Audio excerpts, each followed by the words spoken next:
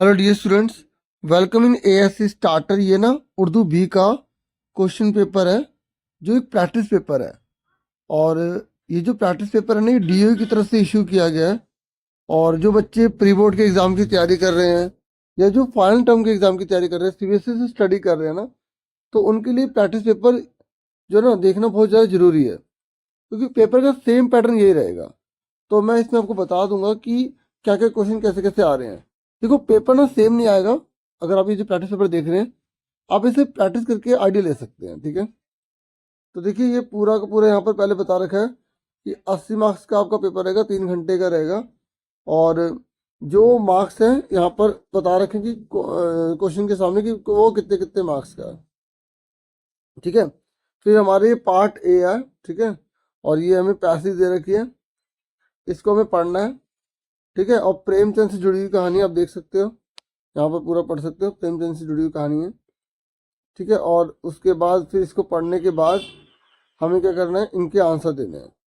MCQ में है तो आप इसी तरीके से कर पाएंगे, ठीक है। तो आप आगे देखो, आपने सिर्फ आइडिया ले लो कि कैसा है, ठीक है। फिर उसके बाद आप ये करना चाहे तो ये कर सकते हैं, पैसेज, ठीक है। तो आप देख सकते हैं पैसेज है ये, और ये आबिद हुसैन से जुड़ी हुई कहानी है, ठीक है। उसके बाद फिर आप इनको पढ़ के फिर इनके आंसर देंगे, ठीक है। एमसीक्यू है, आराम से इसको ढूंढ के आप आराम से कर सकते हैं।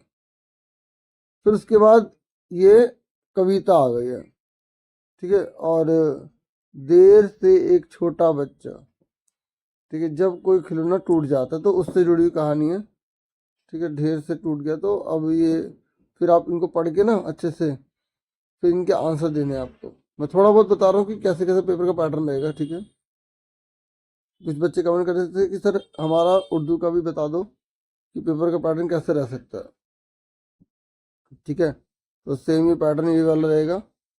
फिर आप ये वाली कविता कर सकते हैं, तो इसको भी पढ़कर आपको जो है ना आंसर देने हैं।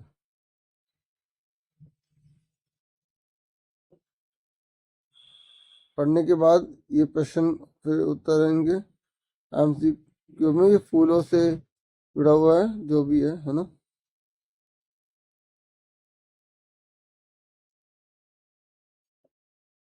फिर उसके बाद यहाँ पर आप तीसरा क्वेश्चन देख रहे हैं, तो यहाँ पर भी ये पैसेज है, इसको पढ़कर आपको बताना है।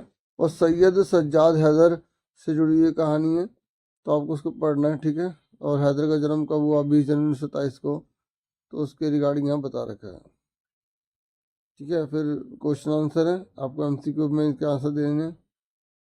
उसके बाद फिर यहाँ पर आप देख सकते हैं कि ये आपको कविता दे रखी है, आपको इसे पढ़ना है, ठीक है। और यहाँ पर परमेश्वर से जुड़ी बात कही गई है कि परमेश्वर की स्तुति करो, पृथ्वी और आकाश की रचना के बारे में बता रखा है, ठीक है। तो आप इसको पढ़कर इन प्रश्नों के उत्तर देंगे, ठीक है।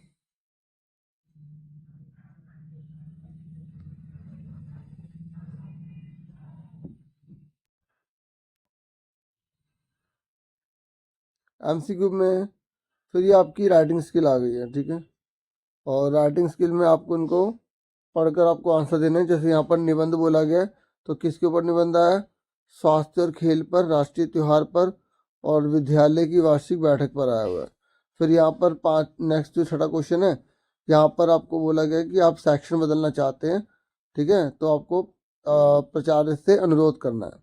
अगर ये नहीं करना तो आप छोटे भाई को मनोयोग से पढ़ने के लिए प्रोत्साहित करना है, और मन से पढ़े, उसमें पढ़ाई में ध्यान दे, ठीक है।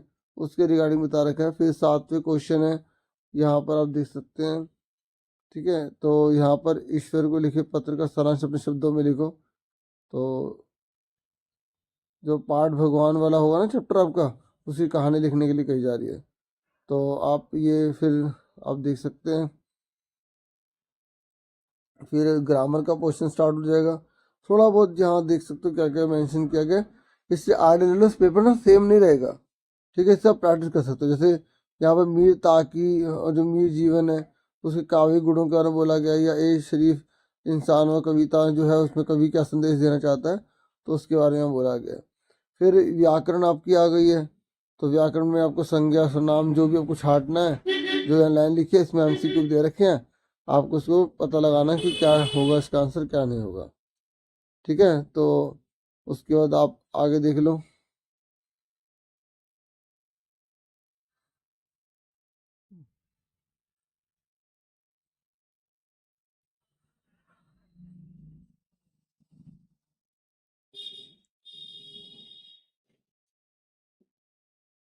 विराम चिन्ह के रिगार्डिंग बोला गया तो विराम चिन्ह आपको बताना है। ठीक है, जो जो यहाँ बोला गया ना उसके रिगार्डिंग फिर आपकी बुक में से क्वेश्चन आंसर जो दे रखे हैं उसको आपको करना है। ठीक है, जैसे काठ का घोड़ा है ना, कहानी में मंत्री की चिंता का कारण क्या था, तो ई टिकट क्या है, तो आपको उसके रिगार्डिंग यहाँ पर पूछा जा रहा है। ठीक है, तो ये आप आराम से इसे पढ़कर बता सकते हैं। तो देखो इतना ही था इस वीडियो में। वीडियो को लाइक, चैनल को सब्सक्राइब जरूर करें। ठीक है, अगर अभी तक आपने सब्सक्राइब नहीं किया तो thank you for watching and listening carefully. Take care dear students.